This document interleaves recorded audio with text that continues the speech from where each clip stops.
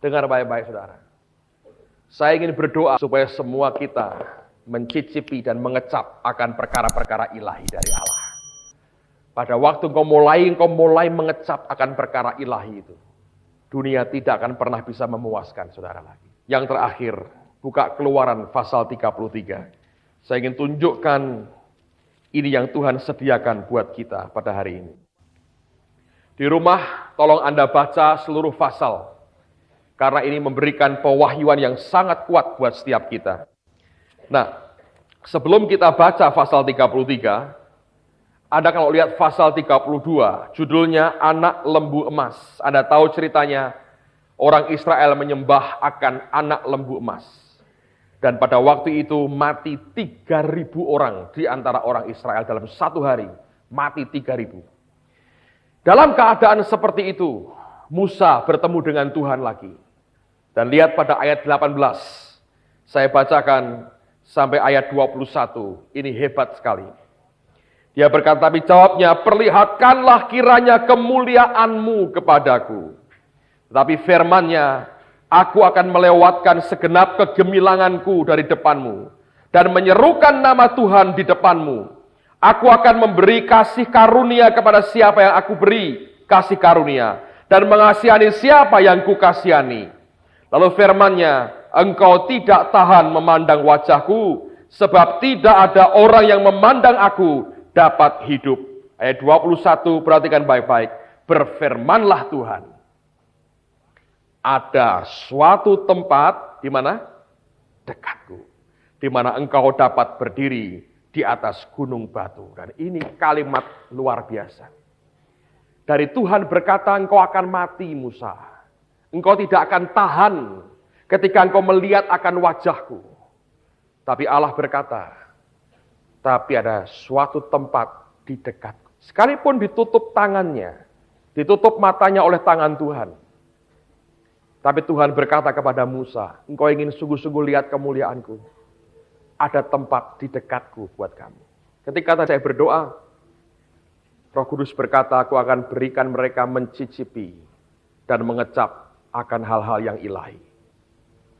Dan sejak hari ini saya percaya, kalau Anda haus dan lapar akan Tuhan sungguh-sungguh, dunia tidak pernah bisa memuaskan kau lagi, saudara.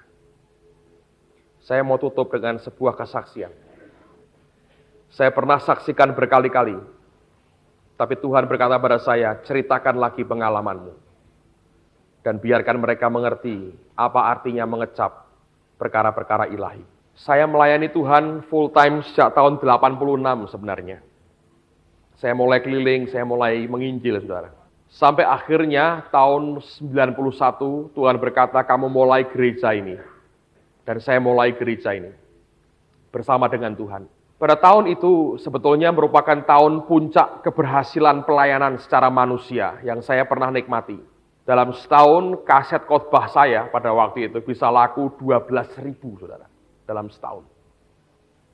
Sehingga kita bisa beli akan beberapa speaker Bose ini hasil jual kaset saya. Secara manusia itu merupakan bagian dari puncak.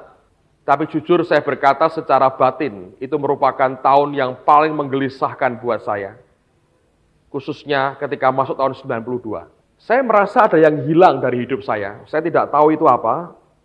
Saya hanya merasa sepertinya tidak pas dengan apa yang Tuhan mau.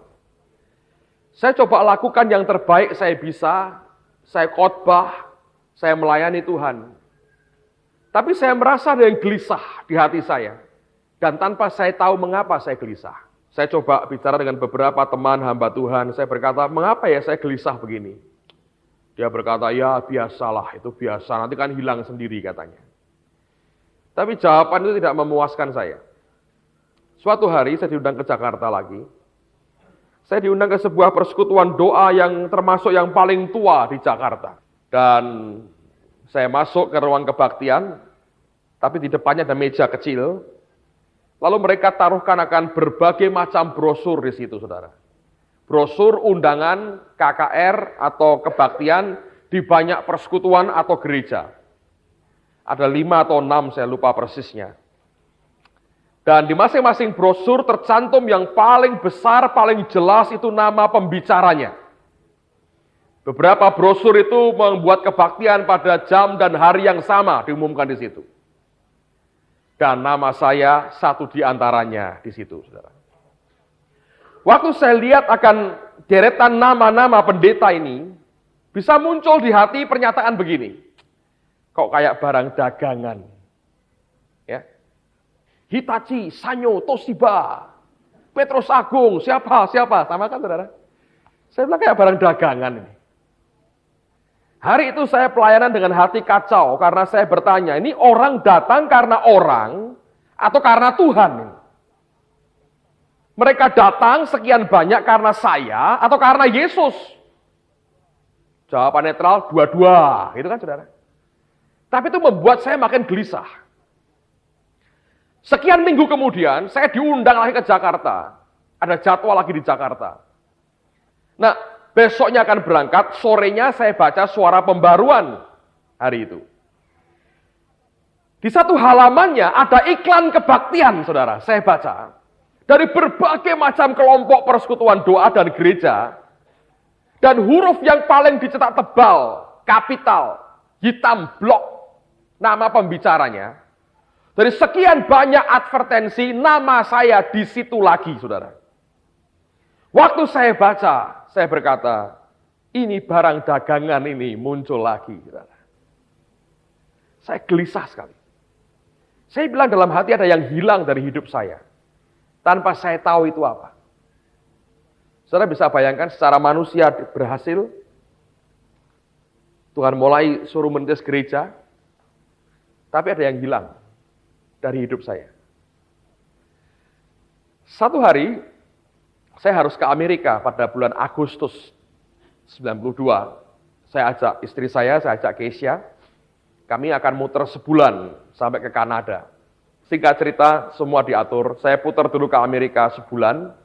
Dan menjelang saya pulang, saya mampir ke Toronto. Sampai di Toronto, saya dijemput sama pendeta Joe Sudirgo, Gembala Sidang Gereja ICC yang di Toronto. Dan kemudian pada waktu itu selesai dijemput, saya diinapkan di rumah tua-tuanya. Kemudian hari berikutnya, ini pendeta yang ikut dengan saya berkata begini, Petrus, tolong ya jam 1 siang sudah tiba di gedung, di hall tempat berihin buat KKR. Saya bilang, kebaktian jam berapa emangnya?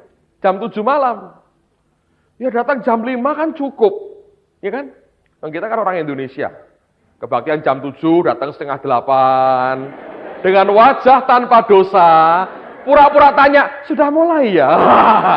Tiap minggu pura-pura tanya, saudara.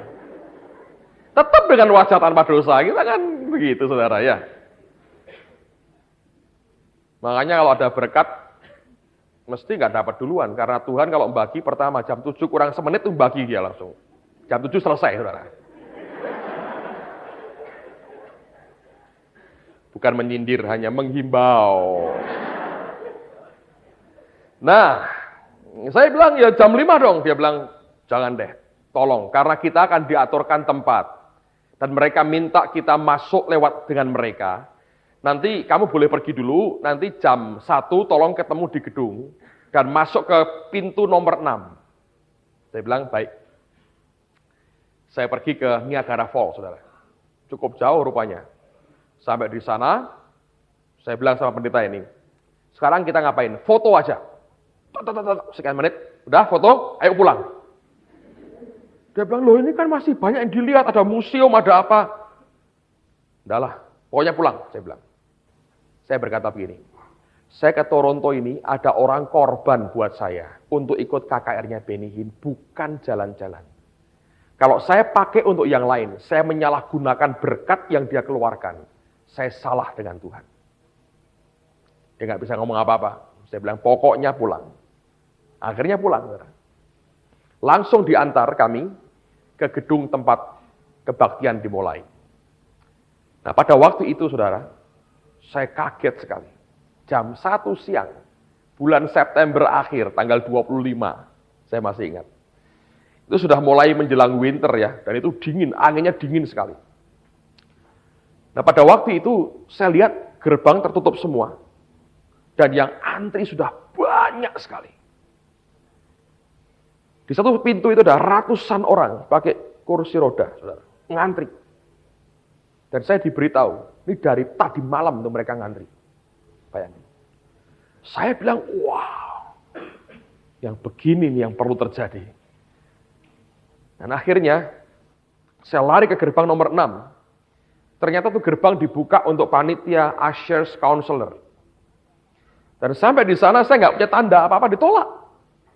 Dia bilang, kamu mesti ngantri. Saya bilang, nggak bisa. Saya disuruh ke sini. Saya nekat, saya berkata, tolong kamu cek ke panitia. Nama saya mesti ada. Nanti di surga ada harus begitu. Namamu ada, tidak ada. Neraka, gitu saudara.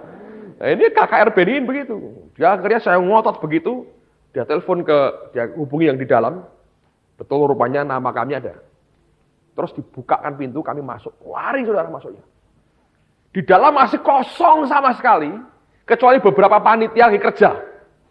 Kayak orang bego aja saudara. KKR kosong, gedungnya nggak ada apa-apa. Yang lightingnya masih masang, segala macam soundnya masih coba. Nggak ada apa-apa jam 1 siang. Masih 6 jam lagi kebaktian dimulai. Sudah tiba di tempat itu. Jadi saya duduknya di depan mimbar persis. Jelas VIP saudara. Tapi belakang saya, depan saya kosong, tidak ada orang. Saya berdua dengan pendeta Jo Sudirgo, istri saya agak di belakang karena bawa Kesia. Dipikir ganggu, saudara. Jadi taruh agak belakang. Dan duduk manis. Saya berkata, puji Tuhan, daripada ngantri di luar kedinginan, di dalam mending. Saya tunggu, tapi heran, karena saya bersyukur karena di luar yang berjuang itu begitu banyak. Duduk itu saya dengan perasaan bersyukur sekali, saudara. Jam 5, paduan suaranya mulai latihan, saudara, latihan. Belum benar-benar nyanyi itu belum, latihan. Dan saya masih ingat satu lagu yang mereka bawakan waktu mereka latihan pertama adalah Nothing is impossible if you put your trust in God. Tiada yang mustahil bila engkau percaya kepada Tuhan. Dan ini yang saya alami. 2 jam sebelum kebaktian dimulai itu, saudara. Saya duduk, saya dengar mereka nyanyi. Nangis saya, saudara. Kayak anak kecil. Sebab saya melihat seperti ada liquid turun dari atas. Dan seluruh tubuh saya kena begitu. Dan saya berkata, Tuhan. Dan detik itu saya baru mengerti yang namanya hadirat Tuhan, saudara. Yang banyak orang ngomong, oh ini hadirat Tuhan, hadirat Tuhan. Mereka hanya ngomong, mereka tidak tahu yang sebetulnya. Tidak pernah taste yang asli. Detik itu saya kaget, saya berkata, ini Tuhan. Dan hari itu terjawab di hati saya. Yang lenyap dari hidup saya adalah Tuhan sendiri. Saya kerja keras untuk Tuhan, saya bicara untuk Tuhan. Tapi saya nggak pernah menikmati Tuhan dalam pengertian yang sebenarnya dalam hidup saya. Akibatnya memang hidup dalam keadaan jungkir balik terus, saudara. Tapi hari itu saya nangis seperti anak kecil. Dan saya tahu hari itu hidup saya diubah. Jam 7 kebaktian dimulai. Jam 6 gerbang dibuka, langsung penuh, saudara. Dan KKR berlangsung sampai jam 12 tengah malam. Sisanya saya lihat banyak mujizat terjadi dan luar biasa. Tapi yang mengubah hidup saya adalah ketika peristiwa jam 5 sore itu. Saya mengalami perjumpaan dengan Tuhan sendiri. 2 hari saya lewati di Toronto dengan berkat yang luar biasa. Saya pulang dari Toronto kembali ke Los Angeles, kemudian terbang kembali ke Indonesia. Kami masih berkantor di Mambonjol di ujung sana. Teman-teman saya bertanya di kantor, oleh-olehnya apa dari Toronto, dari Benihin? Mereka pengen dengar saya cerita mujizat demi mujizat. Tapi sebetulnya saya mengalami hal yang luar biasa. Malam terakhir di Toronto, saya gak tidur, saudara. Gelisah di hati saya. Saya sembayang semalaman. Saya bilang, Tuhan, kok bisa ya orang seperti ini membawa hadirat Tuhan kayak begini, dipakai Tuhan kayak begini. Dan Roh Kudus mulai berkata begini, Dia tahu bagaimana menyukakan hatiku. Kalau engkau belajar menyukakan hatiku juga, aku akan kerja lewat hidupmu. Saya pulang ke Semarang ketika orang-orang tanya, apa oleh-oleh dari Benihin? Saya berkata kepada mereka, menyenangkan hati Tuhan. Saya masih ingat betul mereka tertawa, mereka berkata, oh kalau itu ya kita udah ngerti ya, katanya. Kalau cuma begitu kita udah ngerti, katanya. Saya bilang, ya mungkin kamu ngerti, tapi saya memang tidak tahu sebelumnya. Saya masih ingat saya pulang hari Selasa, hari Kamis saya disuruh Tuhan puasa sehari. Jam 5 sore saya ngomong sama istri saya bilang saya nggak mau diganggu ya, saya mau doa sendiri di kamar. Saya nggak terima telepon karena malam itu kami ada kebaktian doa malam sama-sama. Jadi saya masuk di kamar, saya doa, saudara. Dan tidak mungkin saya lupakan seumur hidup saya. Saya duduk di karpet di kamar tidur saya. Saya lagi naikkan satu pujian, saya nyembah Tuhan. Dan tiba-tiba cahaya kamar saya berubah. Saya lihat dengan mata telanjang, Tuhan di depan saya. Luar biasa. Dan tulang saya seperti hilang semua.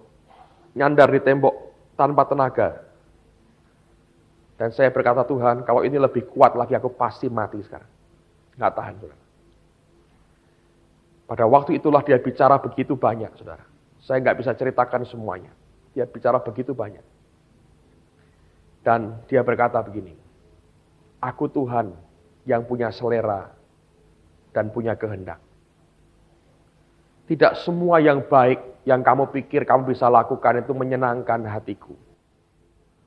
Belajarlah meraba hati Bapamu, maka aku akan turun dan bekerja lewat hidupmu. Seperti ada yang pecah di kepala saya, saudara. Semua konsep-konsep lama saya berantakan semua. Dulu saya tahu di pikiran saya bahwa Roh Kudus itu pribadi. Tapi hari itu saya tahu dia bukan di pikiran saya. Saya kenali dia di sini, saudara. Saya berkata, sungguh engkau pribadi, Tuhan. Dan dia berkata begini, ini yang terjadi dan beberapa teman yang sekarang masih ada bersama-sama dengan kita, mereka bisa menyaksikan apa yang saya katakan tidak bohong. Pada waktu itu dia berkata, malam ini dalam acara doa malam, pimpin sendiri pujian dari awal sampai akhir. Jangan berikan mic kepada siapapun. Engkau harus tanya kepadaku, lagu apa yang Bapakmu inginkan kamu naikkan hari ini. Dan kemudian dia berkata, nanti pada waktu kamu menaikkan lagu urapan baru, suruh semua berdiri. Kamu akan lihat bagaimana kalau aku turun dan bekerja di tengah-tengah kamu. Saya nggak pikir panjang dengan pernyataan itu, saudara. Karena buat saya terlalu luar biasa. Saya lebih awal datang ke gereja di tempat ini. Ini gedung belum jadi, kita bangun berak di tengah-tengah situ. Kita taruh triplek. Kita kasih AC 2 untuk kita doa. Dan yang lain masih berantakan, masih kotor sekali. Beberapa teman datang lebih awal, saya ceritakan kepada mereka apa yang saya alami. Termasuk apa yang Tuhan janjikan ketika nanti lagu urapan baru, dia berkata, naikkan itu sekarang. Ya, saya tahu sebagian berkata, ya mari kita lihat apa yang terjadi. Sebab kalau hanya diajak nyanyi begitu dan Tuhan tidak bekerja, kita nggak bisa apa-apa kan. Beberapa berkata, ini orang hanya ikut-ikutan Benny Hinn. Tapi yang lain berkata, wah kami ingin melihat itu, apa yang akan terjadi dengan kesungguhan hati. Akhirnya mulai kami naikkan pujian demi pujian, saya mulai tahu Tuhan bicara, saudara. Dan ini yang saya buat, saya belajar begini. Sehebat-hebatnya Anda mengalami pengalaman dengan Tuhan, Anda mesti waspada dengan dagingmu sendiri. Karena daging kita bisa begitu dominan, sampai kita bisa mengalahkan suara Tuhan, saudara. Itu saya alami. Ketika di tengah-tengah penyembahan itulah perasaan sungkan saya muncul sebagai orang timur yang tahu sopan santun dan menghormati manusia lebih dari Tuhan akhirnya. Saya nggak enak hati dengan teman saya satu di sebelah saya. Lalu saya berkata begini, coba kamu pimpin doa sekarang. Saya berikan mic itu kepada dia, saudara. Dan dia dengar kesaksian saya sebelumnya bahwa Tuhan berjanji ketika ada lagu urapan baru dia akan turun dan bekerja. Mendadak teman saya ini berkata, mari kita berdiri, saudara. Dan kita nyanyikan lagu urapan baru. Saya nggak tahu yang di pikiran dia apa. Mungkin dia berpikir bahwa dengan itu akan terjadi dan dia push, dia paksakan terjadi. Atau apa, saya nggak tahu. Dia coba nyanyikan lagu itu. Bukannya tambah baik keadaan, tambah buruk, tambah berat, tambah berat, tambah berat. Nah, saya berdoa, Tuhan, kenapa tambah berat? Engkau berjanji, engkau akan melawat mereka. Mana? Dan Roh Kudus berkata, siapa yang suruh berikan mic itu kepada orang lain? Saya kaget, saudara. Saya ambil aja begini. Saking kagetnya, saudara, saya ambil. Dia nggak jadi berdoa. Dan saya berkata, sekarang saya harus berbuat apa, Tuhan? Dan kita belajar ya, dan kita orang belajar pasti buat kesalahan. Dan dia berkata, nyanyikan lagi lagu itu. Bayangin, sudah 3 kali dinyanyikan. Bukan tambah baik, tambah buruk suasananya. Dia berkata, nyanyikan lagi lagu itu. Saya berkata kepada teman-teman waktu itu, mari kita nyanyikan lagi lagu ini. Sekali dinyanyikan nggak terjadi apa-apa. Tapi kali yang kedua dinyanyikan. Belum habis lagu itu dinyanyikan, saudara.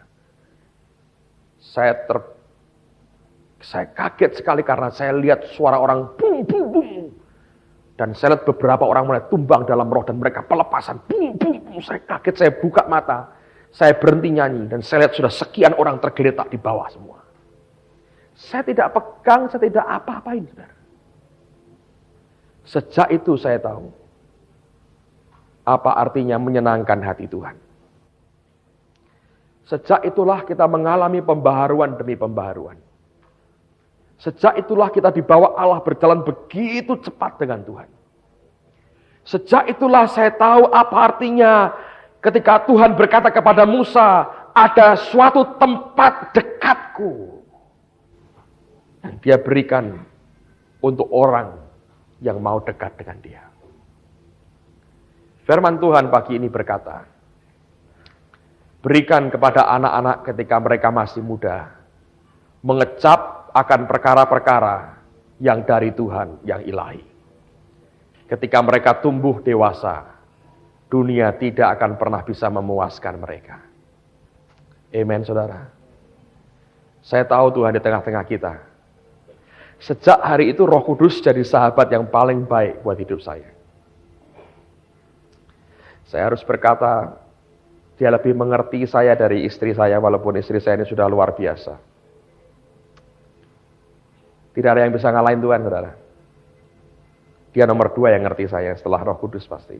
Dan saya ingin kenalkan kepada saudara, sahabat yang I think 7 tahun terakhir ini, jadi teman paling dekat dalam hidup saya. Itu yang membuat saya tetap masih bisa bertahan sampai sekarang. Itu yang membuat setiap kali di kamar mandi, di WC dia bicara. Dan dia memberikan pewahyuan dan rema.